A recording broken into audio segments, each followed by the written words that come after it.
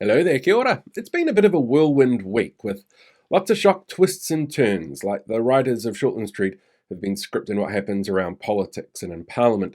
We had Richard Prebble, one of the architects of the neoliberal hellscape that we call modern life, and former leader of the ACT Party, quit the Waitangi Tribunal he was appointed to, before he even looked at a case because of the imaginary fear of it making the country a socialist utopia. Of course, if he had paid attention, then he would have realised that going into the role, and pointing out that you believe Māori never ceded sovereignty and are willing to ignore international rules around treaty agreements with Indigenous peoples, which recognises Indigenous language versions of documents as the ones valid under law, and yeah, other little things like that. Maybe he probably wasn't the right person for the job, which even Christopher Luxon alluded to. But he gets to quit publicly in a Herald op-ed while opinion pollsters are making calls, so it's perfect for the ACT fan base fodder machine.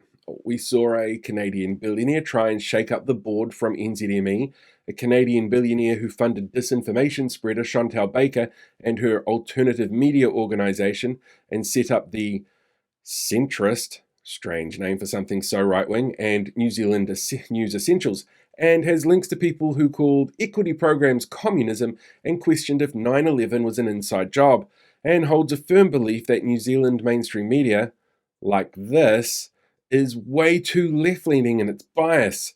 I'm sure nothing bad could possibly come from that. We saw David Seymour twice avoid a conversation with Education Minister Erica Stanford, like she's a tough question about Tim Jago and what Seymour knew about him. And that was before a child in Gisborne got second-degree burns from the lunches spilling onto them when they tried to open the half-melted plastic covering off a cottage pie. We saw Winston Peters, the bastion of, my party's going to throw racist shade at Mexicans because of free speech, fire the High Commissioner to London without talking to the Prime Minister, then claiming he could do what he liked because Luxon wouldn't be PM without him. Ironically, Peters probably wouldn't be in Parliament this term if Luxon hadn't said that he would work with him. And what did London Commissioner Phil Goff do that was so horrible? He questioned at a European Leaders Summit if Donald Trump understood the history and contextual elements that led to World War II, framed around a quote from Churchill, which was linked to the bust of Churchill in the Oval Office. How very dare he? We saw Adrian Orr, the Reserve Bank governor, quit unexpectedly and without explanation.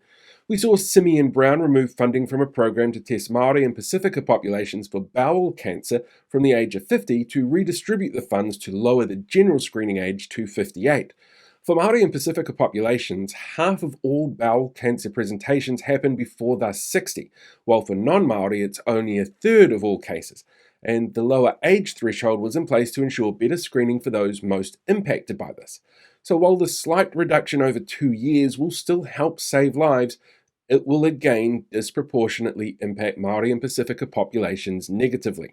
We learned that the break fee from Hyundai for cancelling the IREX ferry project is $300 million, which is only $55 million more than the cost of the first home grant that this government cancelled, or double what was saved in the first year by re-indexing accommodation supplements, temporary additional support, special benefits, and income-related help from MSD.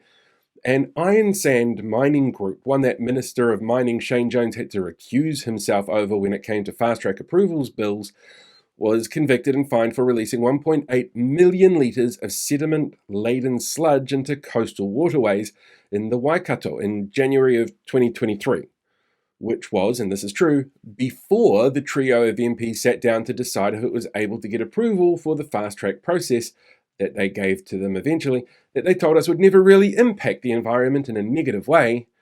And both Labour and National are playing a weird tit-for-tat game over Homer Simpson walking backwards into a bush on social media. It's a lot, it's overwhelming, and it's easy to lose the good news in the mix. So I wanted to highlight some good news to finish off today. The police have agreed to no longer send people for rehabilitation to Destiny Church's Man Up and Legacy courses. After the violent attack in Te Atatū, calls have been made about repercussions to the organisations linked to the church, from classifying them as a gang, putting them on a terror watch list, losing their charitable trust status, and ensuring their courses, which domestic violence groups have criticised, are not being used by the police or courts. Well, yesterday the police announced that people will no longer be referred to Destiny Group courses like Man Up or Legacy after a review following the Te Atatu attack. Of course, this weekend is the Wellington Pride event, and the organisers have had to increase security from concerns that people linked with these groups will once again cause disruptions. But this is a small win in a world where sometimes it feels like good things don't happen anymore. But they do, they're just buried and overshadowed sometimes.